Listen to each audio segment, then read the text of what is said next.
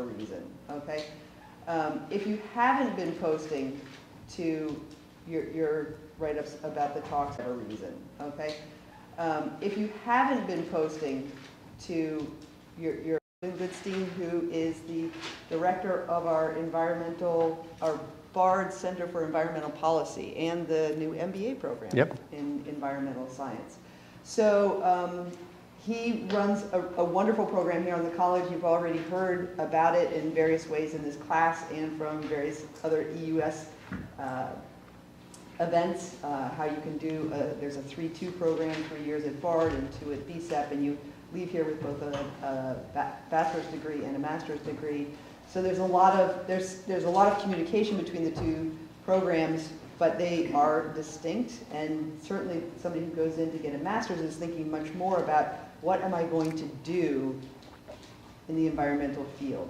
So today, Eban's actually going to speak to us more directly, so that the talks that we've been having have been allowed you to think about different ways that you might do environmental work as a scientist, as a writer, as a researcher, right, as an activist. And here is going to be very direct information about what you might do in the environmental field.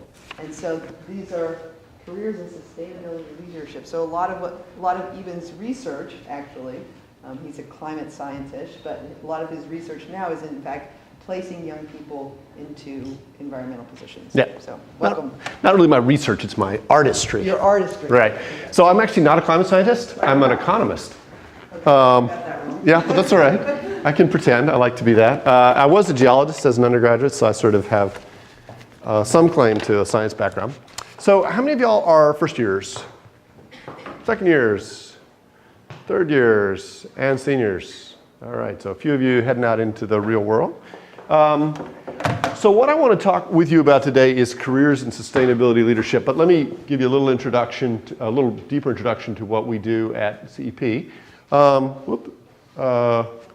So these are the graduate programs that Bard offers in the sustainability field. So we have this master's degrees in environmental policy and climate science and policy at the Center for Environmental Policy, which is in the basement of Stone Row. We also offer a new degree, which is our MBA in sustainability. And that's one of a handful of programs globally that fully integrates sustainability into a business curriculum. That's mostly down in New York City. And it's a weekend intensive program, so it's Friday morning to Monday afternoon once a month with online education in between. So that's the kind of program where you can actually work kind of 30 hours a week and do a graduate degree as part of that. We offer a Master's International degree with a Peace Corps where you would come to us and do your first year. So if you did, let's say you did a 3-2, right? So you do 3 years undergraduate at Bard. You come over in your senior year and you take our first year master's sequence of core courses. Then you go off and do internship. You go off and do the Peace Corps for 2 years. Then you come back and finish your master's degree. That would delay your bachelor's for quite a while, but you would ultimately wind up with a bachelor's, Peace Corps service, and a master's of science. We have kind of an unusual master's degree, actually, in that most master's degree programs are what I call cafeteria-style masters, where you take 2 or 3 core classes, then you take 5 from a list of 15 and 4 from a list of 20, and then there's a capstone. But at Bard, we do the MS very differently. We compress all the academics into an intense sort of integrated year of integrated environmental or climate science, climate law or environmental law and policy, and environmental and natural resource economics and statistics and GIS. Put all that together, and then our students typically go off and do a 4 to 6 month internship. And then they come back and write a thesis. So it's really kind of an incredible deal if you think about what we're talking about here for you guys. If you're interested in this, basically for only 1 additional academic semester, and plus we help you get a fantastic internship after what would be the end of your senior year, right? You wind up with a master's degree. And the kicker is it doesn't even cost anymore, because our 2-year tuition is the equivalent to 1-year tuition at Bard, undergraduate. So I'd love to talk with you more about that if you're interested. I think we've got a couple students applying for next year. We've had as many as 5 Bard undergraduates doing the 3-2 program at one time. And I'll talk a little bit more about kind of the internship experience through the program. So that's who we are and what we do, and graduate school can be an important part of career development and sustainability. It's not essential, but certainly in this job market, a master's degree is kind of an important calling card for to get you really engaged in meaningful career work in a hurry. So talk more about that. How can you engage with CEP over your time here at Bard? Well, you can take courses. You can take some of our master's courses, and in particular on the climate science and policy side, those are open to qualified undergraduates. So watch for advertisements about those classes in the fall. We offer 2 kind of either dial in or come visit with us seminar opportunities. So first and third Wednesdays here on campus, we host a conversation with a top climate scientist, policy analyst, economist, artist, filmmaker about climate change and climate change solutions. You can dial into that if you want. If you just want to listen in on the phone, you can listen to it as a podcast, or you can come and listen in in person with graduate students. And we started a similar conversation called Sustainable Business Fridays, which is the first and third Fridays. That's not based here at Bard, but it's also something you can dial into. So I'll give you something to sign up for in a minute if you want to get on our mailing list. We have a number of events that we sponsor, and the big one coming up is the Island President movie and webinar, and I'll talk a little bit more about that in a second. And then next December, we've got our C2C Fellows Conference. Anybody go to the conference? Oh, no. So were you there in December? Yeah. So was it great? It was great, wasn't it? Not good, it was great. And this is really a career development weekend training that really help you think through what a career in sustainability would look like and develop some leadership skills around fundraising, public speaking, skills inventory, mantras, all kinds of stuff. And we'll do one of those again in December. Those involve students from all across the Northeast. We had 70 students from around the Northeast here. So watch out for that as a very cool opportunity that we offer you guys for free next December. So this is this network that we do. We hold these trainings around the country. Actually, I'm headed off to Portland, Oregon tomorrow to do one out at Lewis and Clark College in the Northwest. So we've got a network of several hundred students around the country who've gone through these trainings, and this is the vision, right, is that you guys have got a lot of work to do.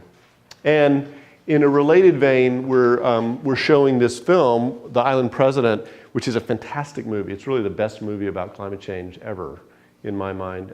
It follows Mohammed Nasheed, who came back as a young man from college, from university, to his home country in the Maldives, island nations in the south of India. And it was run by a dictator. He was a human rights activist for decades, was jailed and tortured, eventually became elected president in 2008, and then immediately kind of found himself thrust into the global spotlight in the conversations around the Copenhagen climate negotiations. So it's really a very personal movie that kind of follows this man's journey, because his nation is likely not to exist as a nation by the time you guys are looking at retirement. That the people will probably have to leave. And he's doing everything he can to fight that future and change that future. So it's a great film, and it's actually, we're showing it at 110 or 112 right now. Colleges and universities around the country are doing simultaneous showings of the movie. And then following that, there'll be a webinar over in Olin with the director, John Schenk, Felmiza Hussein, who was the UN representative from the Maldives, and May Bovey, who is the executive director of 350.org, the Bill McKibben's organization that's sort of spearheading this divestment campaign.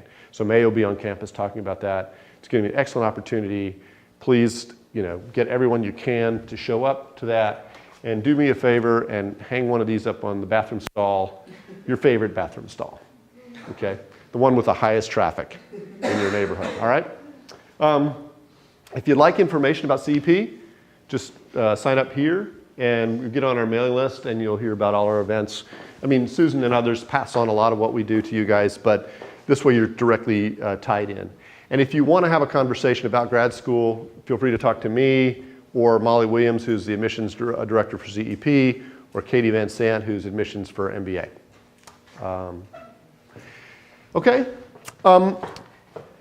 And kind of broadly speaking, when you think about a career saving the planet, and of course, you know, really, the planet's going to be fine. We don't really need to worry about the planet, right? You know, no matter what we do to it in the next 100 or 50, 200 years, if you give it a few million years, it will take care of itself and it'll repopulate itself with all kinds of cool plants and animals that we can't even imagine, right? So the planet will be fine. It's really about, you know, saving the planet for yourselves and for your kids and grandkids. If you want to work in that area, and it's good work, I think of it as there sort of being three buckets. Three kinds of jobs you can pursue. And we offer graduate training in two of them. So one of them is policy, another one is business, and the third is, broadly speaking, is education, in my mind, okay? So what is policy, a career in policy, okay? The students who are in our graduate program in policy are folks who want to spend their lives figuring out how to change the rules of the game, right? They want to change the rules at the international level or the national level or within an urban setting or a community or within corporations. So some of our graduates go to work as sustainability coordinators at companies. We had a student last year graduated and is now working for Ocean Spray, trying to help them figure out how to green their internal operations and create rules and incentives to do that. So that's one bucket. And you know, that means you can be a politician, or you can be a policy advocate or advisor or a lobbyist, or you can head up an NGO or work at an NGO that's trying to drive policy change. A lot of our graduates, for example, work in land trusts. So they're doing private land conservation. So that's one set. The second bucket is the business bucket, right? And my business graduate students are folks who actually want to play the game, right? So rather than go out and change the rules, they're interested in building financially viable for-profits and nonprofits that solve social and environmental problems and that can be scaled to solve those problems beyond, you know, their immediate work. And then the third bucket that we don't really do is the education bucket. And there you're talking about research scientists, professors, but also I broaden that to think of folks who are going to be artists or preachers or rabbis, you know, anybody who is communicating about, or journalists, anybody who's communicating about the science or morality or ethics of sustainability kind of falls into that category. So, you know, those are the ways you can change the world, right? Broadly speaking, those are the three directions. Now, I'm not going to spend a lot of time with you guys talking about why you need to change the world, but you do. Okay, so I'll skip those pictures. And that picture and that picture. I'm not going to skip this picture, okay? This one just came out a couple months ago. This is a reconstruction that was done, emerged, it was in Science magazine, I think in last month. And this is sort of the best reconstruction to date of global temperatures over the last 10,000 years. All right? And this is the Holocene, right? This is the period of time during which human civilization developed. This is global average temperature, you know. And this is deviation from the average. So it hasn't been 0 degrees Fahrenheit over the last 10,000 years, right? And what you can see is that on average, global temperatures over like a 100-year period have not really deviated much more than, you know, half a degree Fahrenheit or maybe 1 degree Fahrenheit over the entire course of human civilization, right? So this is animal husbandry and the building of cities. This is the iPod, right? This is it. This is our whole human experience, all right? And this is where we're headed. This is what the World Bank says. This is where the World Bank says we're headed by about the time your kids are my age, right? So mean, we're alive at a truly extraordinary moment in the history of the human species. It's as if 10,000 years of human history have kind of crashed into the next 3 decades. I'm 53, you guys are 20-something, tend to think in terms of those 30s. So 30 years from now, I'll be 83, you'll be my age, your kids will be sitting in a classroom like this, and if you have them. And at that point, we're really going to know in some very profound way the future of the Earth, right? We're going to know whether there's going to be 9 or 10 or 12 billion people on the planet ultimately. But in particular, we're going to know how hot it's going to get and whether global warming is going to drive the planet 4 degrees Fahrenheit hotter, which we could do. We could bend that curve and stop it there. Or it's going to go to 8 or 10 or 12 degrees Fahrenheit. And to put those numbers in perspective, during the last ice age, when this auditorium was covered by about 1,000 feet of ice, the world was only 9 degrees Fahrenheit colder than it is right now. So the point here is that you guys have chosen the right profession. You know, that if you want to pursue a sustainability career, it's good work, right? To bend that curve, I mean, we've got to rewire the entire planet with clean energy, redesign cities across the planet, reimagine the global food system, reinvent transportation, and in doing that, help lift billions of people out of poverty, create tens of millions of jobs. So are you, I mean, you ready? Sign up for that one? Yeah, I want to be part of this. You know, it's daunting, but if you do that, you know you're doing it with millions of other people around the world. And you don't have to worry about like existential crisis. You know, what am I doing in my life? You know, it's not a problem. Right? Good work. Okay, so I want to show you another picture. And I'm just curious, well actually, do I want to show this picture? Yeah, this is probably worth. What are going to be the dominant effects of climate change going forward? What you're going to see on a day-to-day basis? 2 things, droughts and floods, right? Droughts, you guys, make sense? It gets hotter, it gets drier. Why floods? Why more floods? Sorry? Well, that'd be sea level rise, yeah. But I'm talking about sort of floods driven by extreme weather events. Yeah?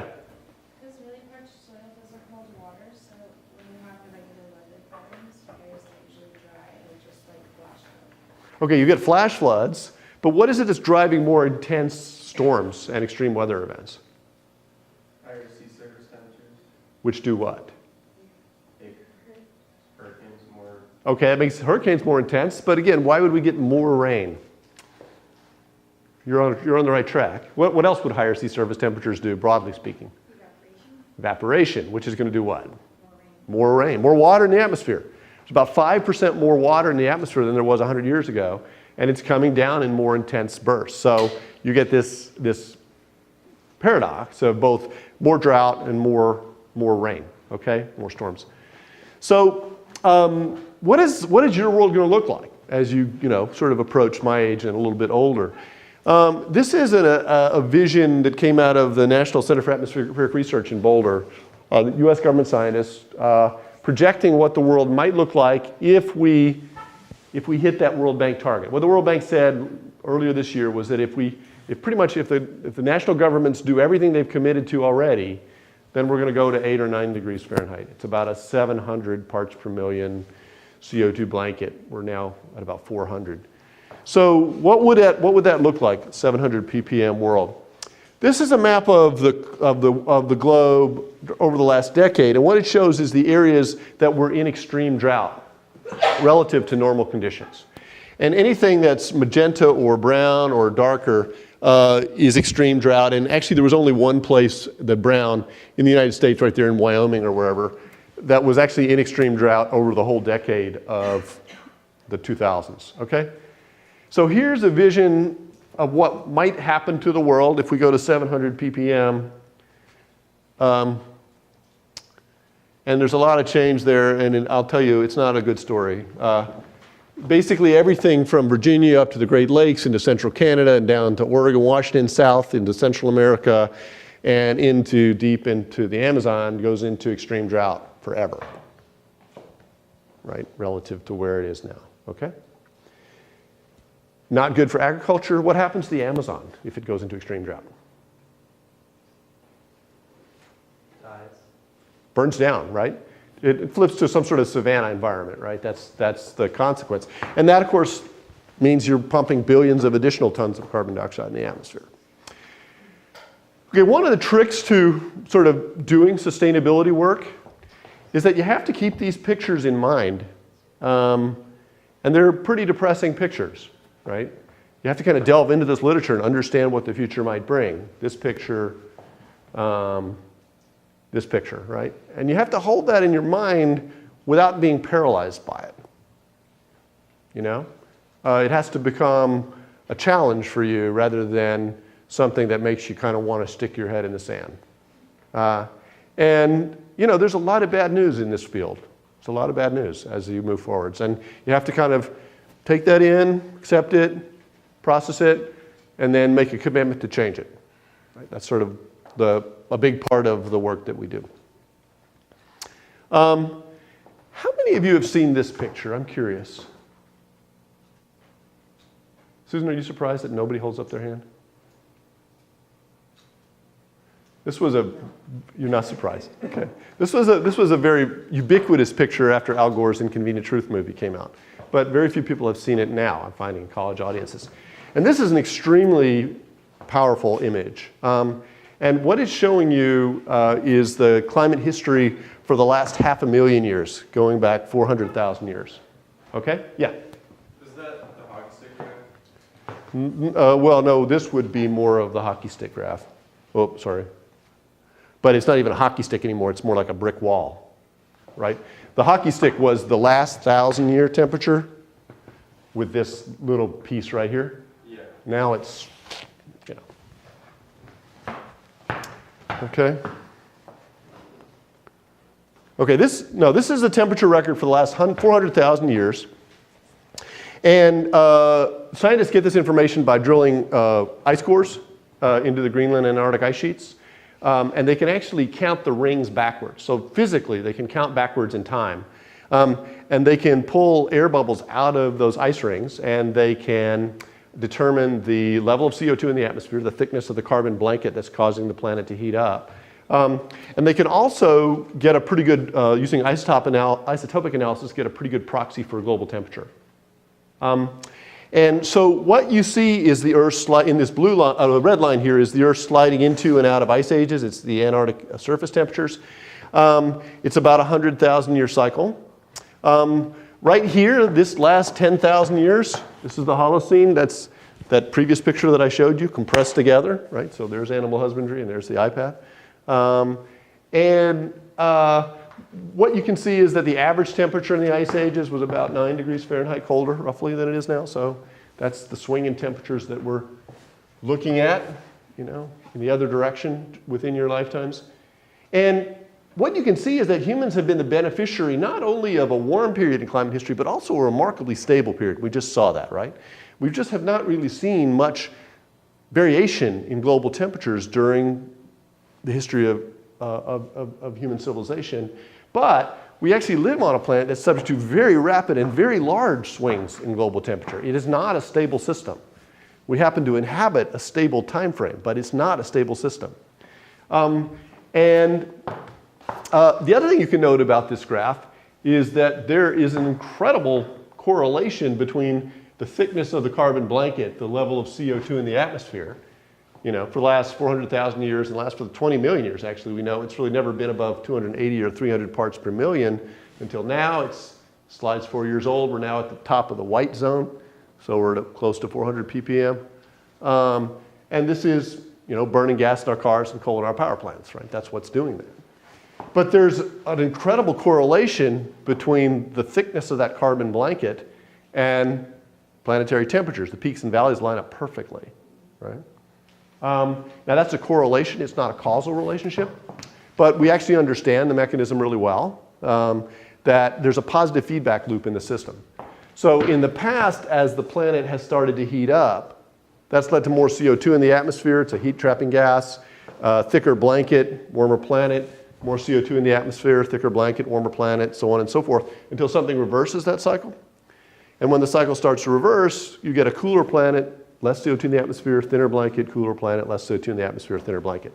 So there's this positive feedback loop where CO2 is kind of like the amplifying effect of driving big swings in global temperatures.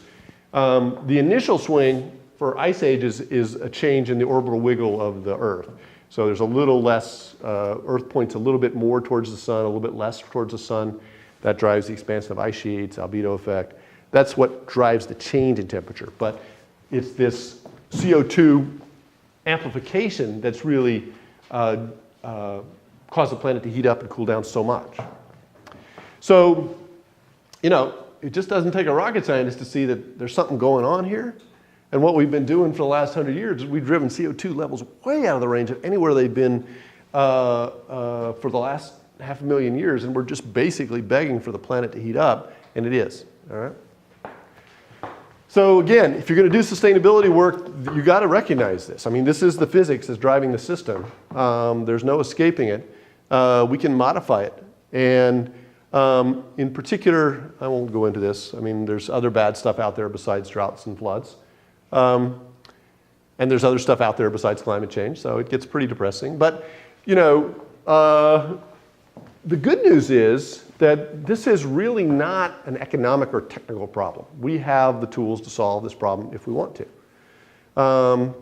So, you know, this is the happy news part of this little talk. And that is that, you know, if we want to stabilize the planet at 4 degrees F or 2 degrees C, you know, we can do it. So here is the path of emissions, carbon emissions. We're now at about 32 billion tons a year. And if we continue on this path of business as usual, by 2050, when you're my age roughly, we'll be at 62 gigatons, and that's a pathway to planetary suicide, not where we want to wind up. But if we change gears and we roughly cut emissions in half globally by 2050, and then by the end of the century really eliminate carbon emissions from the face of the Earth, then we can achieve this 4 degree F warming. Now, that'll be a different world, right? Because it's only warmed up about 1.5 degrees Fahrenheit over the last 100 years. So we pretty much locked in about 3 times as much. But we can avoid locking in 6 or 8 times as much, and we really need to do that. So how do we do that? Well, we have a number of technologies. I mean, you look, well, okay. You know, this was supposed to be the happy news part of the talk, right? That's just like, okay, that's all we got. But I challenge you to think, what was the major emission source from the transportation sector 100 years ago? What was the major emission source from transportation 100 years ago? Not trains. Steamships? Not steamships. Horse poop. Okay? Definitely managed to reduce emissions of horse poop by well over 90% over the last 100 years, right? We did that.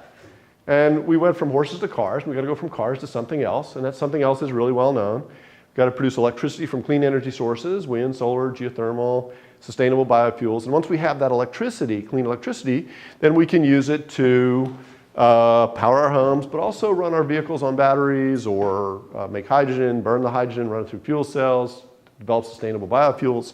So, you know, we have the tools we need to unhook from this addiction to fossil fuels.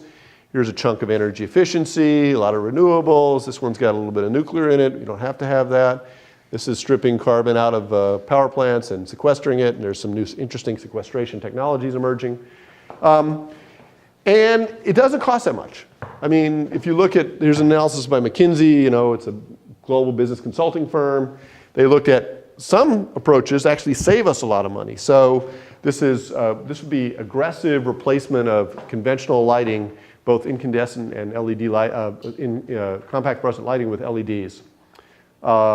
And LEDs are so efficient, they use so little electricity that you actually save money by swapping out your light bulbs, and you dramatically reduce your carbon footprint. So if we were to accelerate that, we would save $148 a ton, I think, for every, through that sort of a policy. Here's some things that get more expensive. The most expensive out here are carbon capture and sequestration, but the money you save roughly equals the money you spend, and you know, on net, it's affordable. Maybe 0, maybe 1, maybe 2% of GDP would get us where we need to go, okay? So it's a political problem. Wind industry is a real interesting example of a place that a lot of people are working these days.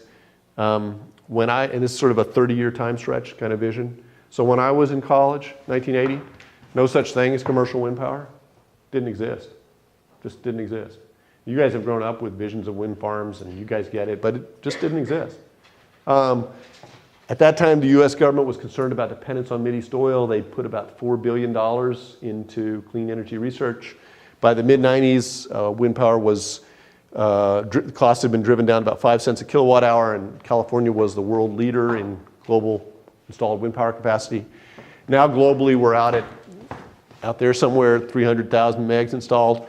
And if you've got access to to good site and transmission, wind power is now the cheapest electricity generating source in the world, and it's growing as fast as solar, which is the other leading technology. So, change can happen fast. We can make these sorts of investments, but we have to invest now in fuel cells and battery technologies, sequestration technologies, all those things that are going to give you what you need in order to rewire the world with clean energy as policy people, changing the rules, as business people, playing the game, as educators, influencing others to do those kinds of activities. So that's the plan. And it's the necessity. It really is. I mean, I just wrote an article about this. I mean, when my dad was 21, he'd been in the army for a couple years fighting fascism in Germany. And it's kind of where you guys are at. That's sort of, you didn't ask for it. But by virtue of being born in about 1990, this is your mission that history has placed on your shoulders. So how do you do this? How much time do I have? You have a lot of time until 1:10 class is over. All right, so I can keep going. I'll tell you some more stories.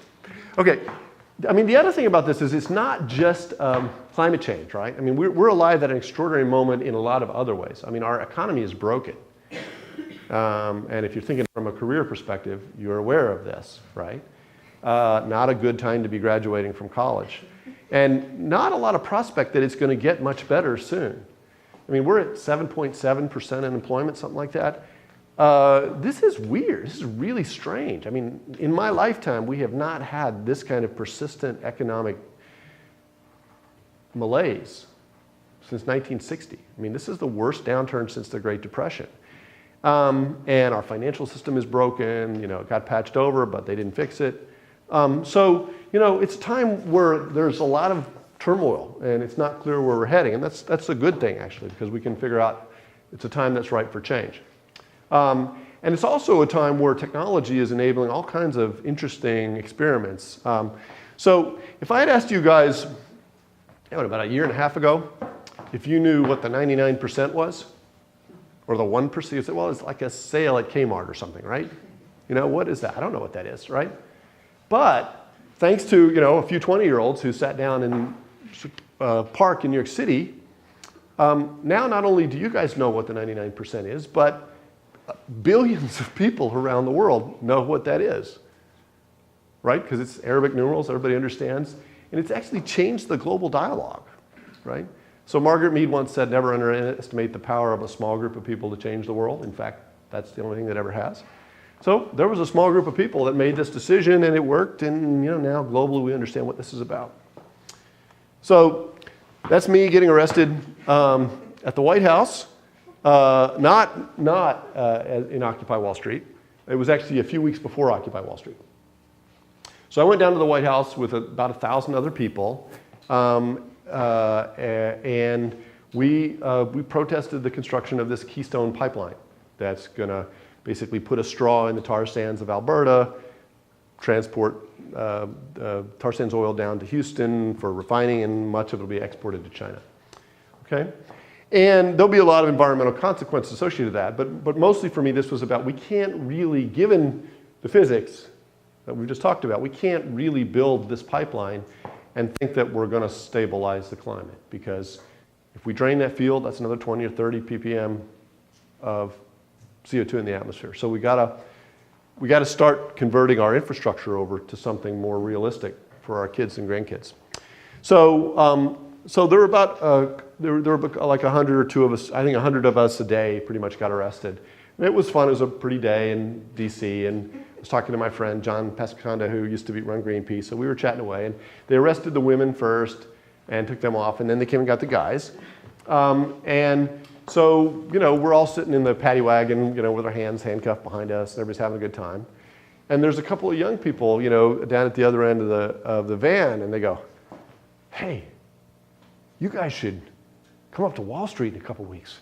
It's going to be really big." And I'm like, yeah, I've heard that before. You guys are going to have a little protest, a couple of you get arrested, big deal, 3 weeks later, that's what happened, right?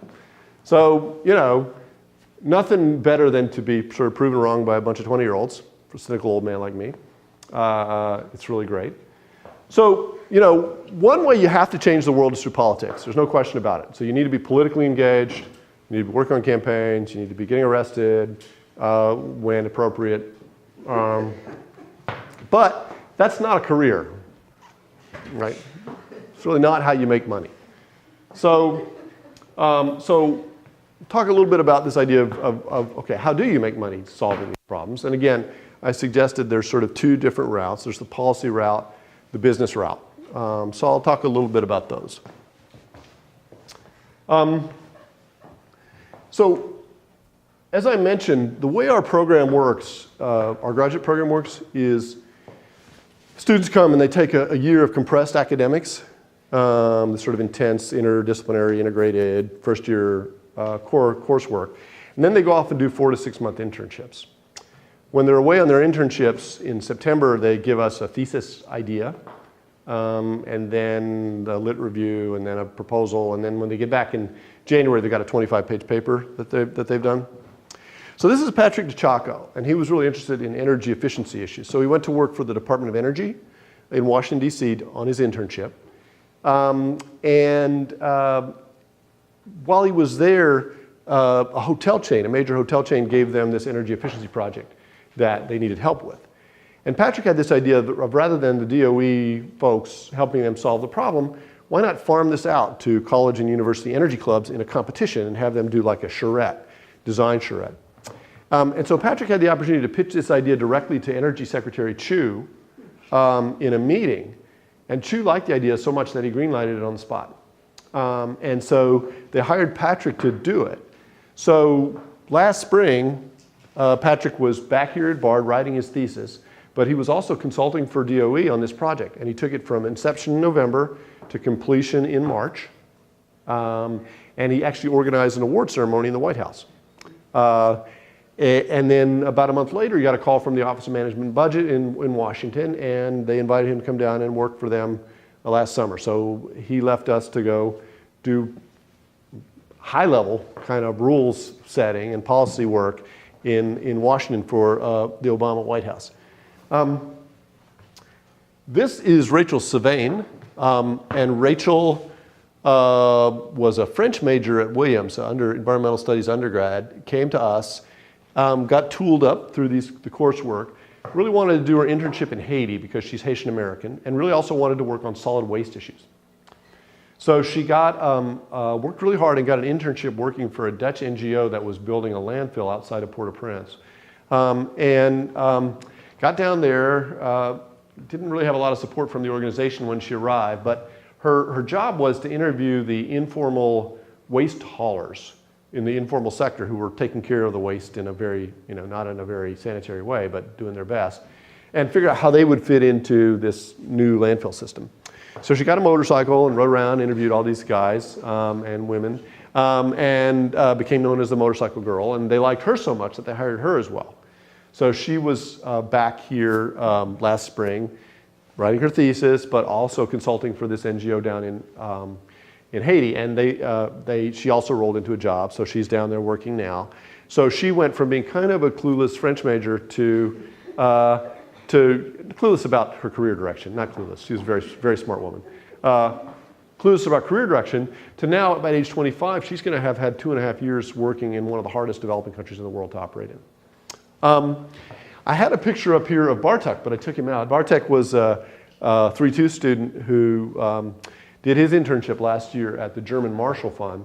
He was really interested in green economic development in Rust Belt cities. That's what he wrote his thesis on. German Marshall liked him so much they kept him on, so he's now doing research for them. Another Bard grad who was in our program last year, is working for the UN. But this is Keith McHugh, who I mentioned earlier. Keith was interested in private sector work, so he did his internship at Autodesk, which is a big architectural software design firm out in San Francisco, helping them, their sustainability team, focus on energy efficiency. And he is now working for Ocean Spray. So that's the job that he rolled into.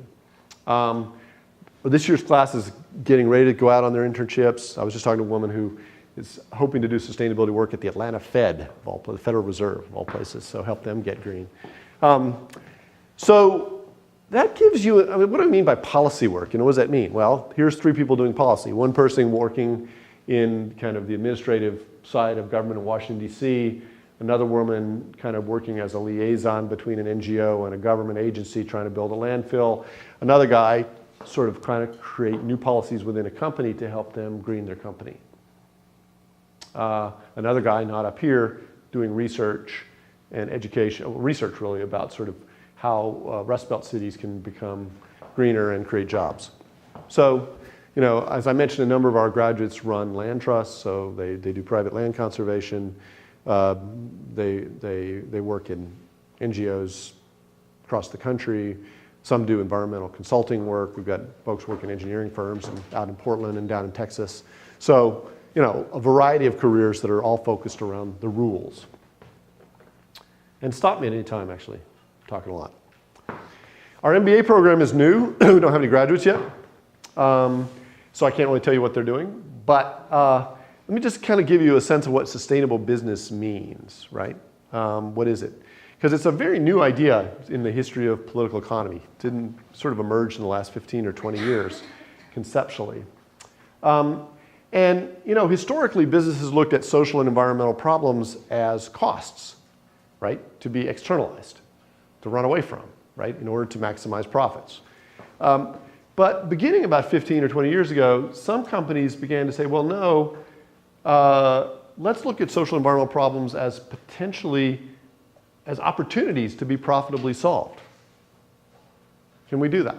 Can we flip the paradigm? So I'll give you a couple of examples.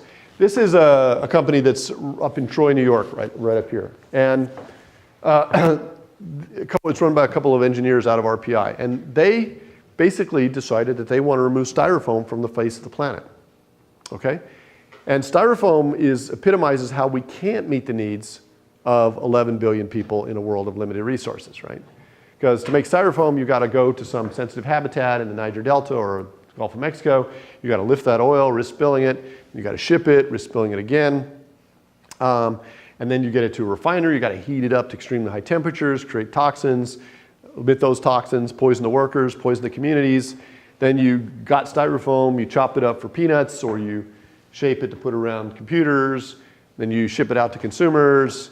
It's got a useful life to them of about 3 weeks. Then they throw it away. You know, no such thing as away. But they throw it away, and it lasts for about 10,000 years in the environment, right? So, not the way to solve problems. These guys use one of the core principles of sustainable business, which is they ask the question, how would nature solve this problem? Right? If you need packing material, how would nature solve that problem? So what they do is they grow big blocks of mushrooms, fungus, intensely intertwined, in dark rooms with no added temperature, no added heat. And when they have these big blocks, they kill it with heat. Then they chop it up for shipping peanuts, or they carve it up and they put it around computers.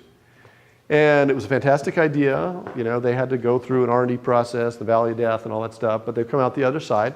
Now they're partnering with major shipping companies, and they are going to move the needle. I mean, they really are going to have a big impact on the role that styrofoam plays in our lives. They've even grown this mushroom layers on plywood to use for insulation board, right? And they've, you know, tried to rip the mushrooms off of the plywood, and actually rips the plywood before the mushrooms will come loose. So it's very cool technology, and it's biomimicry, right, which is one of the foundations of sustainable business. Nike, kind of at the big corporate side, in the mid-90s, Nike got into a lot of trouble. They were one of the first companies to really take heat for sweatshop labor. And for a year or so, they kind of resisted that and said, you know, well, these are contractors, they're not our responsibility, but they pretty quickly realized that that wasn't tenable and that in an age of increasing transparency, they needed to take responsibility for their supply chains. And so they did, and they became a leader around labor practices in the textile industry, but also environmental. And so recently they were looking at their environmental footprint, and they saw that, you know, the textile industry was really the biggest source of water pollution in developing countries. And, you know, rather than patting themselves on the back and saying, you know, we're obeying the laws in Vietnam or wherever, we're even doing better than that, they said, no, we're going to take responsibility for this, and we're going to eliminate this problem. Not mitigate it, but eliminate it. So they developed some technology. They partnered with a firm that was creating a waterless dyeing process based on frozen carbon dioxide. And they have committed now to phasing out water-based dyeing in developing countries. And they're going to make money doing that, right? Because they're going to be the industry leader. Others are going to have to follow. So they're going to be ahead of the technology curve in moving in this direction. Okay? So those are two examples of companies that are looking at environmental, in this case, problems, and trying to figure out how to solve them. As part of our Sustainable Business Fridays conversation, the first people we talked to, the students selected them, were a couple of designers in the UK who have built something called Gravity Light. And these designers were actually asked by an NGO to develop a solar light for less than $6 that could be used to replace kerosene lamps in developing countries.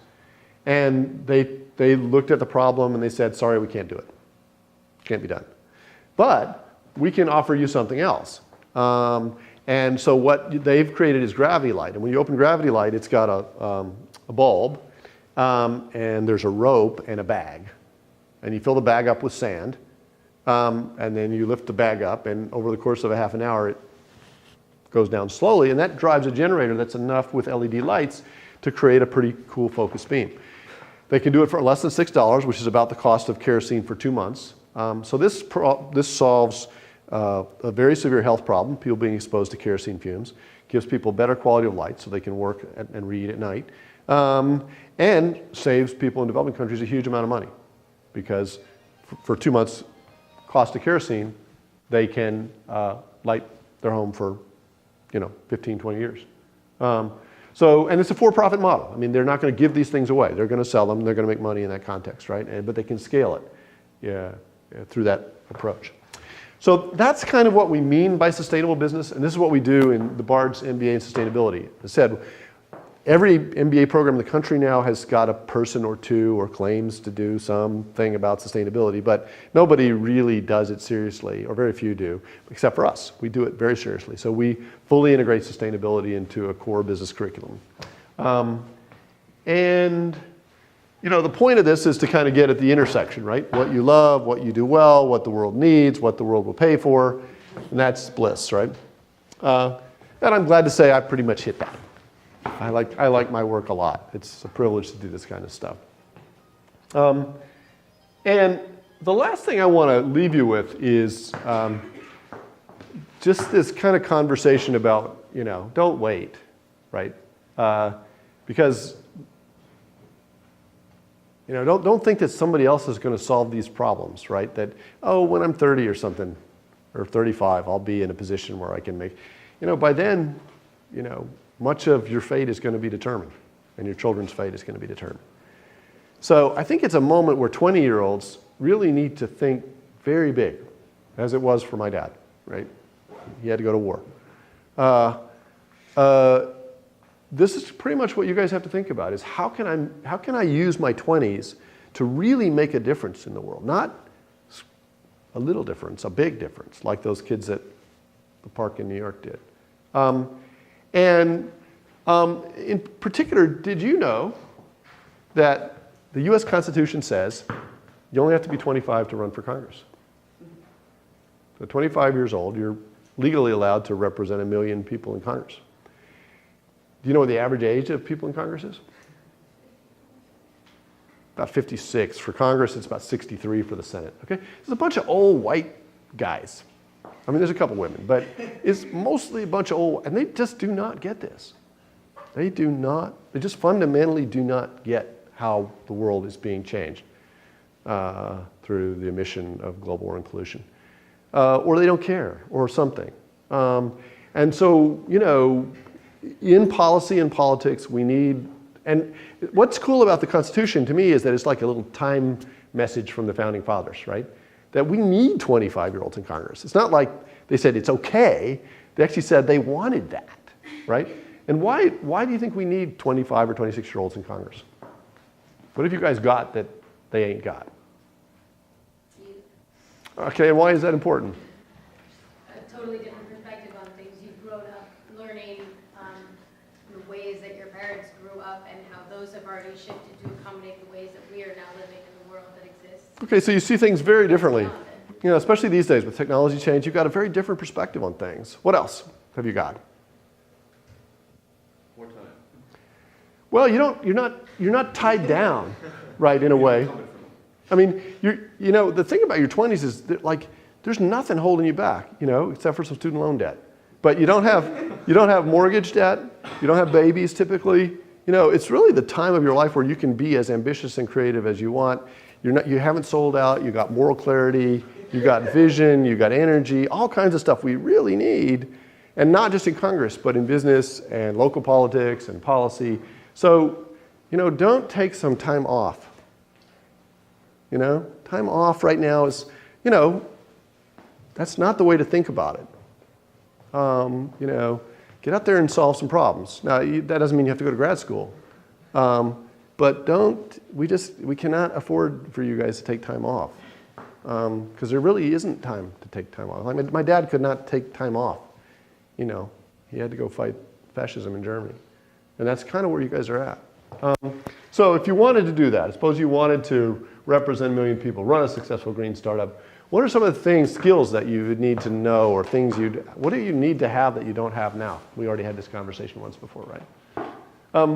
What are some of the things you would not feel equipped to, what do you need that you don't have to change the world? Money. Okay, you need to have some money. What else? Credibility. Some credibility. What else? Know-how. You need to know some stuff. What else?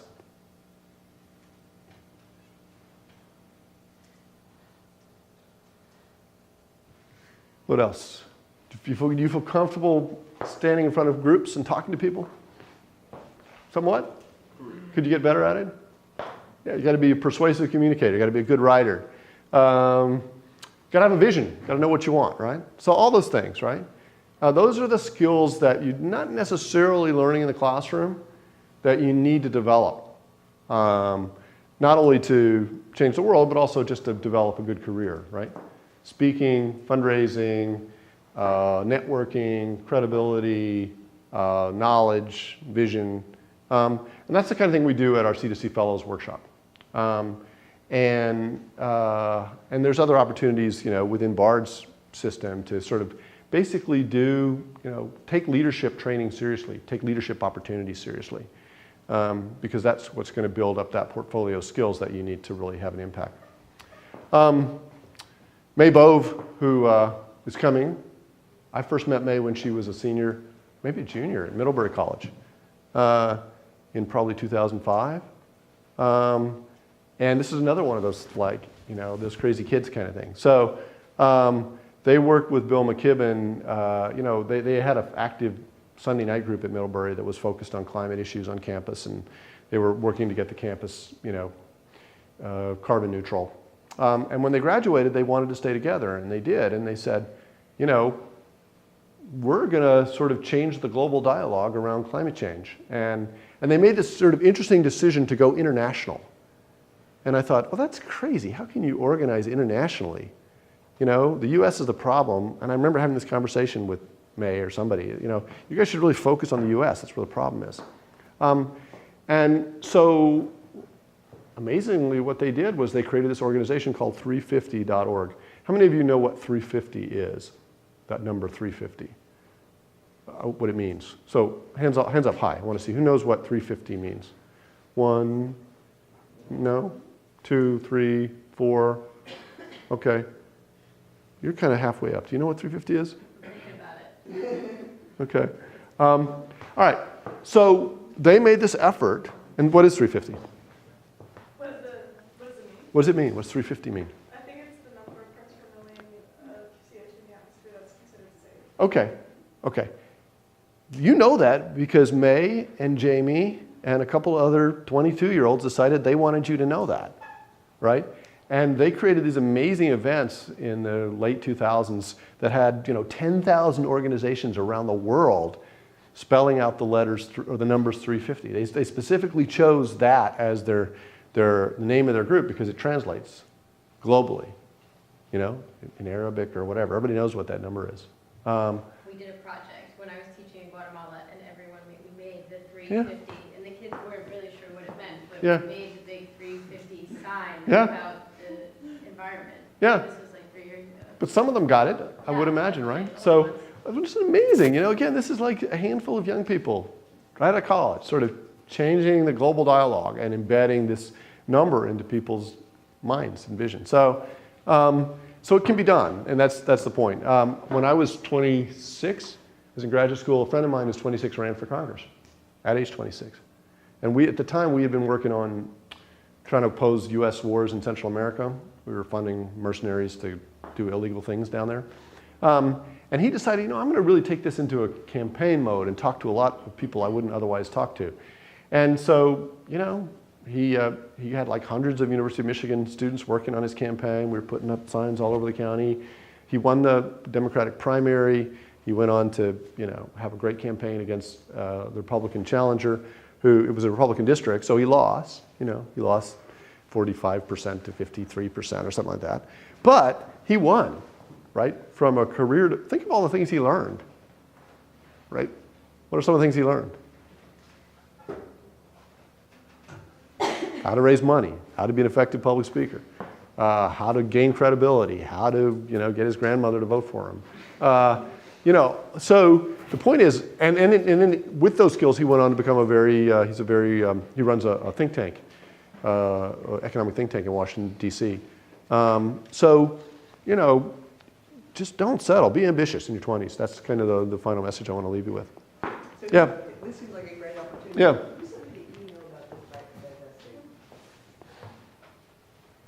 You wanna- So isn't this what 350? Yeah. They're pushing a divestment campaign. It might be good to put forth what you're thinking of doing and then see what Eban has to Yeah. say about it.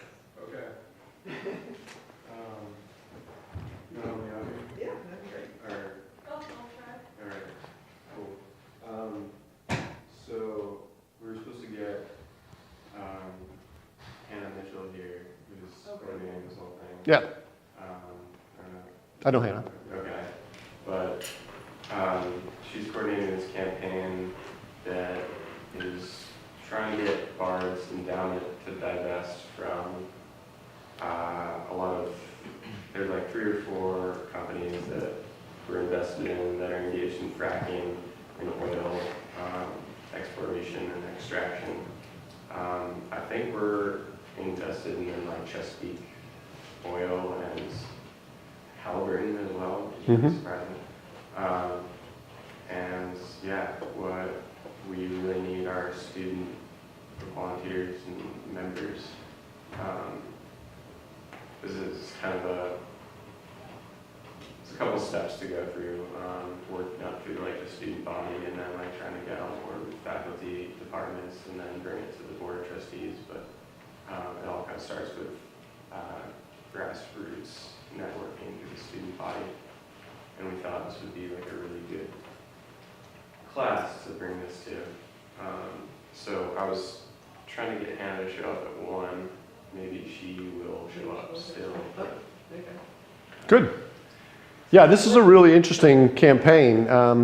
Again, I question Bill's wisdom and not Bill's, but just the students who are driving it. The young people, they're not students anymore, they're in their 20s, because this is a hard one, right? Trying to get a bunch of generally old people to sort of step out of their comfort zone and actually sell some stocks. That's really what you're asking them to do, right? And the point here is that this is a scary fact, right? Is that the top oil companies and coal companies in the world, combined with the governments who are petro governments, the oil producing governments of the world, they collectively sit on fossil fuel reserves that are 3 to 5 times larger than the amount of carbon that we can burn and stay below 4 degrees Fahrenheit. Right? So these companies have already got 3 to 5 times as much carbon. They own 3 to 5 times as much carbon, and they want to sell it, right? That's their business model. More than we can safely burn if we're going to stay at 4 degrees Fahrenheit. So the argument here is that this is a rogue industry in some sense. I mean, their business model is to destroy the planet. I mean, they're not bad people, but this is their mission is to produce and sell those fossil fuels and drive the planet to 7, 8, 9, 10 degrees Fahrenheit. So the divestment campaign is really saying, well, you know, we don't really want to profit off of that. Right? That's morally wrong. And so as students, we need to step up and tell the administration that they need to sell those stocks. That's the essential message of the campaign. And it's, yeah, question. Are there other companies that we're looking to then buy stock in Well, exchange? yeah, I mean, that's an alternative approach would be to say, well, you know, there's some positively screened funds out there. There are fund managers who have already moved oil companies and others out of their portfolio. You know, a good way to do that would be to just say, well, let's take 5% or 10% of the endowment and now actually do something positive with our money, not just sort of focus on a negative story as well. But this is an area where it will not happen without a lot of student pressure. I guarantee you that. This is an area where the trustees are very, very sensitive, let's put it that way. I realize this is all on tape. You know, so you know, one needs to be, you know, it won't happen with a lot of student pressure. I mean, they're very jealous over what they view as their fiscal responsibility, and they don't want to jeopardize the college's rate of return. And they would argue that some fossil fuel companies belong in the mix because they're generating high profits, and they are generating high profits. Oil companies have earned let's try this again. Over the last 10 years, the oil companies have earned $1 trillion in profits. It's $1 trillion in profits. That's not income, that's profit. It's a huge amount of money. And, you know, it's a real dilemma, right? I mean, the trustees don't want to sacrifice Bard's share of that profit because they wouldn't view it as fiscally responsible. Now, the argument you'd have to make would be that, well, there are alternatives you can invest in that may not return that extremely high rate of profit, but that are still going to be financially sound and fiscally responsible. Yeah? Can you talk a little more about the C2C conference that's happening? Yeah, it's happening. We do it here in December. There'll be about 80 students from around the Northeast. We work specifically on sort of how to, much of the secret to career success is asking for stuff. So we talk about how do you ask people for things, how do you fundraise successfully and get people not only money, but also volunteer time, commitment, energy, persuasive communication. We spent some time thinking about what do you do when you fail? You know, how do you pick yourself up? A little time thinking about engaging the media. So it's a great workshop, and then there's also a bunch of second round opportunities that you get if you're a C2C fellow. So it's a good network to join. So if you sign up on the sheet that I'm passing around, feel free to, we'll send you information going forwards. And just watch for it for what Susan will be posting in the fall. Yeah? You mentioned early on in the presentation the reinforcing effects of like rising temperatures and CO2 concentrations Yep. in the atmosphere and the graph Yep. from inconvenient truth, I guess it's from. Yep. I'm wondering what processes that actually reverse that cause the troughs. What causes the ice age cycles? Yes. Okay. So ice age cycles are caused by 100,000 year sort of orbital wiggles in which the Earth either kind of is tilted a little bit more towards the sun at the poles, North Pole, or a little bit less. And when it tilts more towards the poles, that initiates a relatively small change in solar insolation, but enough to begin to melt glaciers, the polar ice caps, a little bit. And then that has an albedo feedback. So when you replace white ice with dark ocean, that causes a warming process. So as you move in this direction, it initiates a global warming process. As the planet starts to warm up, that leads to oceanic processes that generate more CO2. So that thickens the blanket, and that reinforces that initial warming, which then drives more CO2 production, which reinforces the warming. 100,000 years later, the Earth is going to tip away from the sun a little bit. The polar ice caps are going to grow. More white ice, less dark ocean, more reflected light. That's going to reverse the process. The planet starts to get slowly cooler, less CO2 in the atmosphere, cooler planet. So it's very well understood, that process. You know, and now we're basically taking, you know, 30 million years of dinosaurs that have been compressed and, you know, in swamps, and we're returning the atmosphere to essentially what it was in the Cretaceous. Yep. How do you see the economy? Two questions. How do you see the economy changing as climate changes, and what role do you think technology is going to play? Well, those are big questions. You know, the economy is already changing as climate changes. So there was, for example, a big meat packing plant was just shut down in West Texas because can't really grow cows much down there anymore because of the ongoing droughts. Australia has been gripped in sort of, you know, a 15-year drought that scientists have linked to climate change.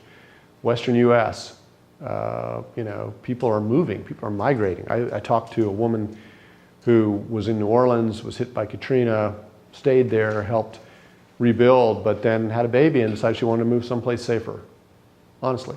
So they moved to Boulder, Colorado. And now they can't breathe in the summer because the forest fires are so bad. So they're thinking, okay, we got to move again. Climate refugees, right? So, you know, Sandy. Now, you know, you can't blame any individual extreme weather event on global warming, but you're seeing more and more extreme weather events as it's basically a climate on steroids. We're just, you know, we're driving the hydrologic cycle, we're drying things out. So, you know, food prices are going to get higher. That's going to be a pretty important dimension of this. I mean, not only because of climate change, but, you know, as a significant driver. You know, at some level, technology has got to solve the problem. We need to make a very large technological shift towards clean energy. And if we get technological breakthroughs that lower those prices in a hurry, that would be real helpful. Or technological breakthroughs. The coolest technology that I've heard about recently is a carbon sequestration technology. So they were looking at, sea urchins are very good carbon sequesters because they have spines, right? So a lot of surface area. So they can pull a lot of carbon out of the water. And they discovered that that was catalyzed by a nickel process. They have a lot of nickel in their systems. So they just did a very simple experiment where they put a bunch of nickel nanoparticles in some water, put it on top of a smokestack, and lo and behold, they got a lot of carbon precipitating out of that process. So, you know, technology is going to be, you know, sort of a critical piece of our future. That's obvious. It could be a bad part of our future, could be a good part of our future. You know, it's definitely a double-edged sword. Yep. So, other questions? Grad school? Anybody thinking about grad school? Any questions about that? Not necessarily BARD. I'd talk about other programs. So what do you guys want to be when you grow up? Anybody know what you're going to do after school? Got an idea? Wow, really? Don't look at me. So nobody has any plans for post-graduation? Yeah. I'd like to be a research scientist. Okay. What field? Zoology. Okay. Super. All right. So what's your post? Will you try and work in the field for a couple of years, or will you try and go to grad school right away? I'd rather work Okay. for a while before I potentially try grad school. Yeah. Well, if you're going to be a research scientist, you got to go to grad school. Yeah, I mean, those things, you know, either master's or PhD. There's sort of no getting around that one. What else? Yeah. When do you need to apply to the CEP if you want to do the 3-2? You would typically do it in your junior year. Yeah, so the application deadlines in your junior year would be either December, no, we have January, March, or May. So do you not do a senior project? Yeah, the senior project basically becomes your master's thesis is your senior project, and you actually don't get your BA until you get your MS. So Do you you, not take any Bard college classes in your senior year? That's It's correct. all CEP. It's all CP classes. You know, you're hanging out with, you can still see your friends because we're right here, but no, academically you're with us. So you don't write a senior project, but you do a project for, You do a master's thesis, and that counts as your senior project. And you need to have an undergraduate advisor on your committee to sort of make sure it counts. But it's a really, I mean, honestly, let me just restate the benefits, okay? Because it's really an amazing program that only Bard students can easily take advantage of, right? So, you know, you do your first 3 years undergrad, then you come to us and you do a very intensive academic year. So you're really getting a master's level engagement around environmental or climate science and policy. Then what would be your normal, right after what you would normally be with graduation for you, we help you set up a fantastic 4 to 6 month internship, you know, in India or Mexico or New York City or Oregon or wherever you want to go. While you're away, you develop that thesis idea working with our faculty. Then you come back in the spring, you write your thesis, which would also your senior project. You take a leadership class with me. There's also this year we had a second year seminar, which was environmental health policy taught by Kim Knowlton from NRDC. So we have there is a policy seminar that you attend in the second year. And then you're done. So kind of really it's just one additional academic semester plus a fantastic internship for the same amount of money, you get an MS and a BA. Is that not a great deal? great deal. Yeah, I had a question? What if you do that, but you have a major that's not like environmentally, Not a problem. you get your senior project and still just be? Well, I mean, so what was you would what's your field? Like, if I'm not sure yet, but like, if you had like a double major, Yeah. completely different, would you just not do a project for that? This is where it gets complicated. So I can't really answer, but we could talk to Molly Williams about that. But let's say you were an art major or something like that. You know, you would need to take the prerequisites to get into the MS program, which is, you know, 2 semesters of lab science and algebra and stats. But you don't have to be an environmental science or biology major. And then you would do a project that, you know, presumably integrated some dimension of art issues into environment and policy questions. We haven't really had that problem emerge as an obstacle, I don't think. There's always creative ways to do that. Well, thank you very much. Pleasure. So.